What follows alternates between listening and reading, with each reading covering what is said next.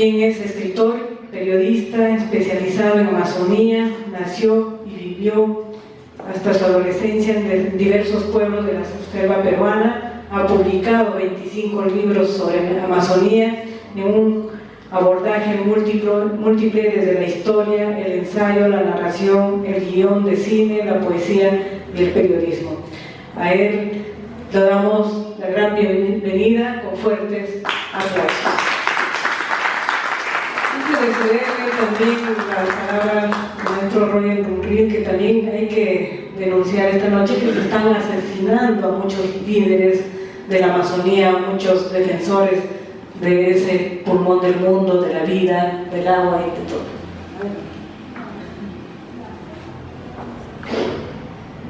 Tengo que hablar de ti porque soy pequeñito, si no, no me veo los de atrás.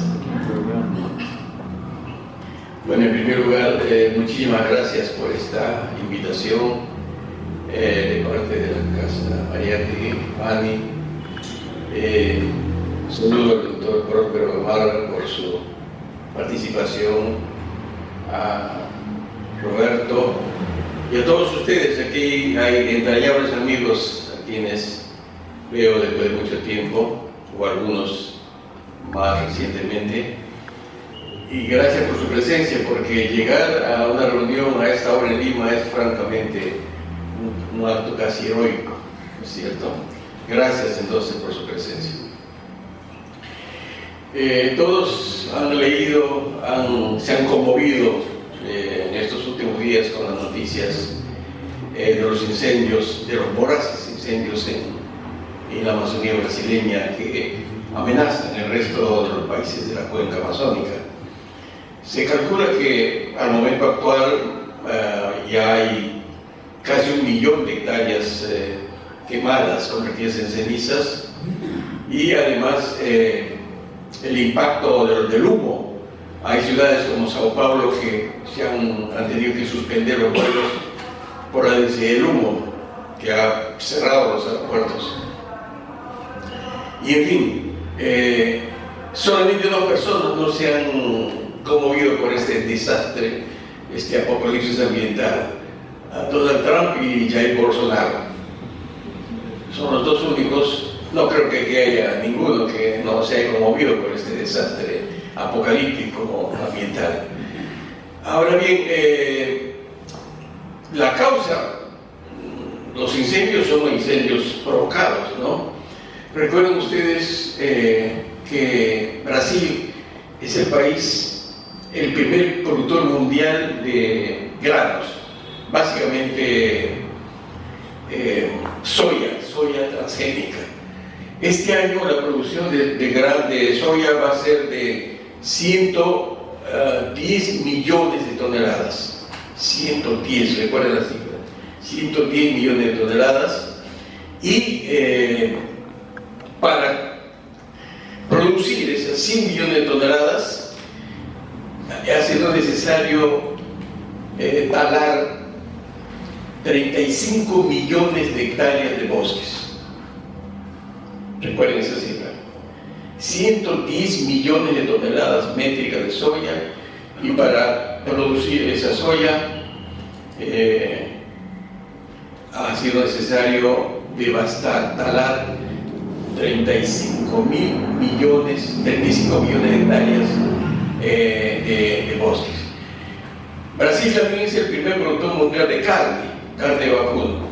Este año la producción de carne de vacuno va a alcanzar los 206 millones de vacunos, de vacas, casi igual que la población. Brasil tiene 209 millones de habitantes, o sea, casi un habitante por una cabeza de ganado, ¿no? Ha sido necesario entonces talar 206 millones de hectáreas de bosques, porque como ustedes saben, en el caso de la ganadería extensiva, es necesario talar un bosque para criar una cabeza de ganado. Me acuerdo que hablaba sobre eso con Antonio Brack, sobre lo que significa talar una hectárea de bosque primario, un bosque no intervenido. Calculen ustedes el costo, el valor que tiene una hectárea de bosque no intervenido en términos de servicios ambientales en términos económicos y lo que cuesta producir una vaca. O sea, una vaca de 400 kilos produce 3.000 a 4.000 soles.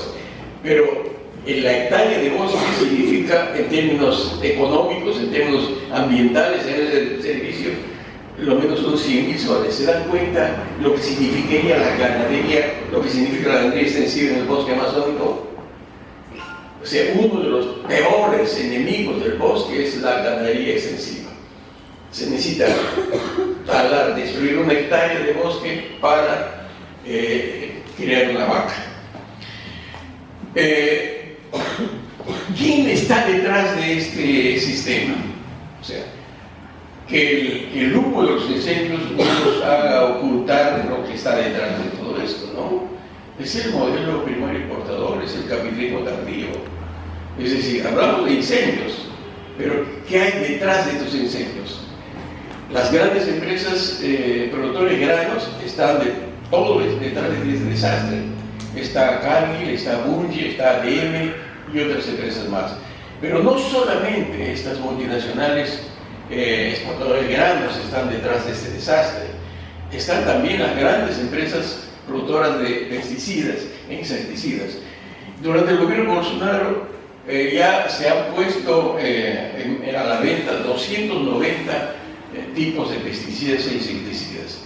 Y uno de ellos, el Fepiprol, es el que ha producido la muerte de 500 millones de abejas en los últimos 3 años. Alguien dirá, pues, que se mueran las abejas. Pero imagínense ustedes lo que significa la muerte de las abejas, ¿no? El rol que cumplen las abejas en el proceso de polinización y fructificación. Entonces, aquí hay negocios de multinacionales que exportan granos, empresas de pesticidas, insecticidas, que están destruyendo la flora y la fauna. El gobierno de Bolsonaro es un operador de estas multinacionales. Yo recuerdo haber escrito en los últimos años, meses, lo que el Brasil ha significado como contención geopolítica a los intereses norteamericanos. Brasil ha sido el contrapeso a lo largo de los últimos 20 años en el periodo en que gobernaba el Partido de los Trabajadores, el PT y Lula. Brasil era el contrapeso en América del Sur frente al portaaviones norteamericano que es Chile.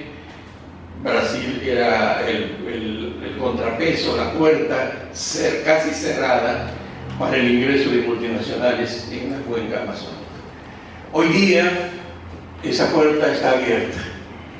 Las multinacionales entran a saco partido a la Amazonía, porque el gobierno brasileño con sus operadores, Bolsonaro, los ministros, encuentran todas las facilidades para el ingreso a la Amazonía.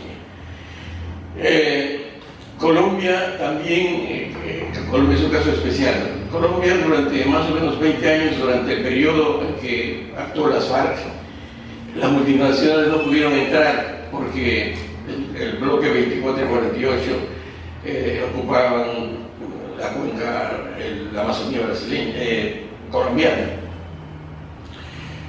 Curiosamente, paradójicamente, la firma del acuerdo de paz entre el gobierno de Juan Manuel Santos y las FARC ha abierto la Amazonía colombiana a las multinacionales.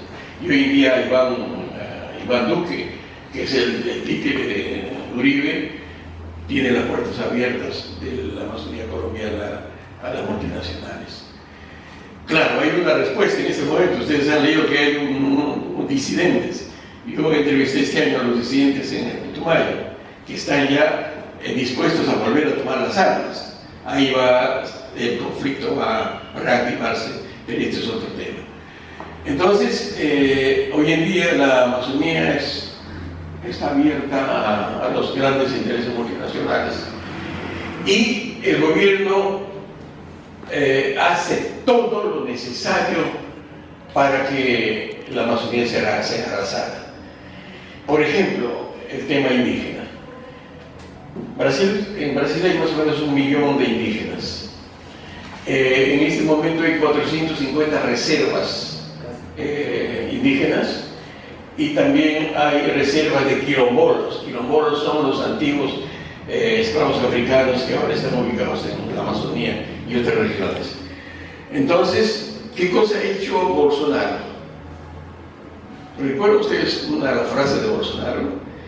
Ni un centímetro más de tierra a los indígenas, ha dicho Bolsonaro. Y ha dicho que las reservas indígenas son la varicela de la tierra. Nunca he leído una expresión de esa naturaleza. Salvo, acabo de estar en San Martín y hay el gobernador que se llama Pedro Bogarín, que es aprista, disculpen los apristas que están acá, ha dicho que las reservas forestales son un obstáculo al desarrollo. Acaba de aparecer un nuevo Bolsonaro en Perú, en San Martín. Se llama Pedro Bogarín. Es el gobernador de San Martín. Bien, entonces, totalmente de acuerdo a su pensamiento antiindígena, racista, misógino, xenófobo, aislacionista, Bolsonaro ha empezado a desmantelar todas las instituciones vinculadas a los derechos indígenas. La FUNA y la Fundación Nacional India ha sido desmantelada. Sus tareas, o sea, demarcación, titulación de tierras y territorios, han sido entregadas al Ministerio de Agricultura. Y el Ministerio de Agricultura ha sido puesta a Teresa Cristina, que es la líder de los agronegocios. Es decir, como poner a cuidar un gallinero que tiene las gordas a un zorro hambriento. Ha puesto, ha debilitado, ha desmantelado IBAMA y todas las instituciones encargadas de titulación, demarcación, de control ambiental, etc. Es decir, el Estado brasileño es un Estado al servicio de este arrasamiento de la Amazonía. No es diferente al resto de la Amazonía. O sea, de los 8 países que forman la organización del Tratado Amazónico, la OTCA, si ustedes analizan la situación en Colombia, Ecuador, Guyana, Surinam, Brasil y el Perú, Venezuela es más o menos parecida. El caso del Perú es quizás más lamentable, ¿no? Desde la época de Fujimori, pasando por Humala y este gobierno, se han desmantelado todas las normas ambientales de control ambiental. Luego, el gobierno, eso es histórico en este país, la visión que tienen de la Amazonía es una visión totalmente colonial. Estoy recordando a en la segunda edición de los 7 ensayos de 1974, tiene 4 líneas. Dice, la visión que tiene el Estado, la clase dominante, el Estado central, es una visión colonial del Estado peruano. Y esa visión sigue siendo la misma. Para la CONFIEP, para ALIX, para la congresista Ariporgo de Loreto, lamentablemente, para ellos la Amazonía simplemente es un espacio para sacar madera, para sacar oro, petróleo, gas, etc. No tienen la menor visión de corto, mediano y largo horizonte, no tienen una visión de Estado, una visión de desarrollo sobre la región. Entonces, el Perú, la Amazonía peruana es una de las zonas de mayor deforestación que hay en la cuenca amazónica, solamente comparable con Brasil en ese momento. Durante el corto periodo de Bolsonaro se han deforestado 7.000 kilómetros de bosques en ese momento. Y el Perú, la tasa de deforestación es de 150.000 hectáreas por año. Bien. ¿Cuál es el efecto de este proceso de destrucción de la cuenca amazónica? debido a este sistema, a esta región mercantil, en que la materia prima, a diferencia de lo que decía Fukuyama en 1990, ¿recuerdan? Fukuyama en 1990 decía que a partir de ahora toda la economía es una economía desmaterializada, el ser conocimiento. 20 años después, esa utopía capitalista se derrumbó y hoy en día parte de la economía mundial es economía extractivista, materias primas, etc. Entonces, el bosque, en primer lugar. Ahora que hemos visto esos documentales, cada árbol que crece en el trópico amazónico, recuerden muy bien eso, cada árbol que crece en el bosque amazónico, un árbol de 20 metros, ¿no?, suda, produce, transpira cada día 1000 litros de agua que provienen del subsuelo, del suelo y de la atmósfera. 1000 litros de agua. Si ustedes suman los 700 billones de árboles que hay en una superficie de 5.500.000 kilómetros cuadrados, ustedes tienen que cada día sube a la atmósfera un total de 20.000 millones de toneladas métricas de agua a la atmósfera. Repito, ¿alguien puede repetir las cifras? Cada árbol produce 1000 litros de agua al día. Si ustedes suman los 700 billones de árboles que crecen en una superficie de 5.5 millones de kilómetros cuadrados, ustedes tienen que cada día sube a la atmósfera un promedio de 20.000 millones de toneladas métricas de agua. Bien, esa agua, esa humedad es la que está, son los glaciares, son las lluvias, son los ríos de los Andes de la costa. No habría habido culturas ni precolombinas ni incaica sin las aguas del bosque amazónico. No habría. ¿De acuerdo? No habría Perú sin esas aguas. Entonces, cortar un árbol es un crimen. Es un crimen realmente. De lesa humanidad.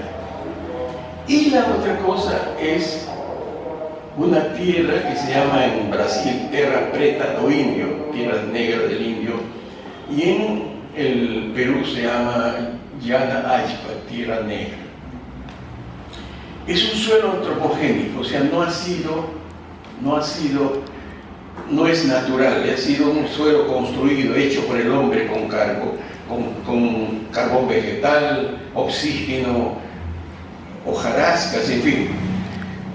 Esa tierra, según las investigaciones recientes, tiene una fertilidad de 1000 años y además retiene el dióxido de carbono. Por lo tanto, ese bosque y esa tierra podrían hacer la revolución en la economía mundial, y ambas están siendo destruidas. Ambas están siendo destruidas.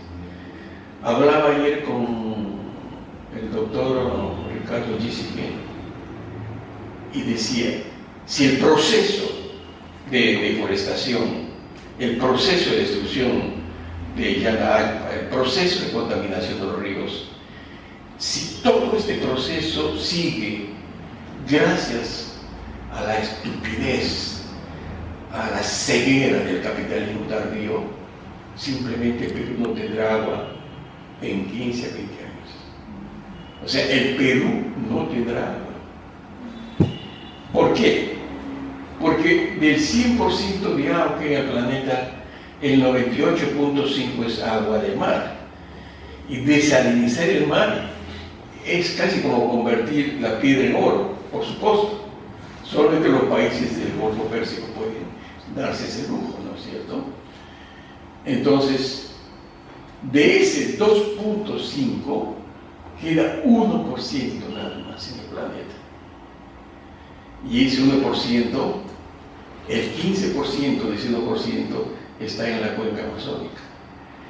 Por lo tanto, estamos en un escenario apocalíptico, ¿no es cierto? Y la gente no tiene conciencia de todo eso. El debate todos los días es el debate político, la disputa entre el Ejecutivo y el Legislativo, ¿no es cierto? Pero estos temas de fondo que implican el destino de este país no están en la agenda. No está en la agenda. ¿Qué hacer? Bueno, eso sería una larga charla, pero recojo la idea de mi amigo el doctor Chisi, que habría que declarar todito el bosque amazónico como área de conservación. Actualmente solamente 20 millones de hectáreas están bajo conservación. Esos son parques, reservas, áreas de control. Podría decir área de descontrol, porque los madereros entran a esas áreas de conservación como Pedro en su casa, ¿no es cierto? En el Manu hay solamente 20 parques para 1,5 millones de hectáreas.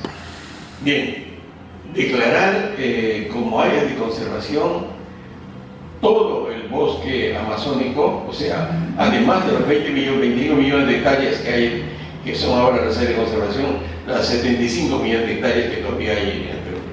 Eso no significa convertir el bosque en un museo. No, eso significa que cualquiera que quiera utilizar el bosque tendría que tener un examen, un análisis, sus actividades tendrían que ser rigurosamente evaluadas en qué va a utilizar el bosque amazónico, ¿no es cierto? Entonces, eso me parece una buena idea, pero la mejor idea que yo quiero dejar en la cabeza de ustedes es que el día que no haya bosques, no habrá vida, no habrá agua en el planeta. Y ustedes esta noche, estoy totalmente seguro, se van a convertir en militantes de la defensa de la naturaleza, de la Amazonía en este caso, porque ya he dicho, sin esas aguas, sin esos bosques no habría agua en los Andes y en la costa. Muchas gracias.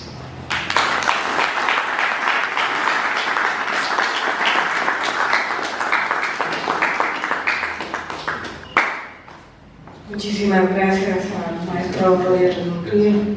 Muchísimas gracias. Nos ha impactado todo lo que nos ha hecho de conocimiento esta noche y esa gran reflexión que todos tenemos que tomar conciencia de defender, de proteger nuestra naturaleza.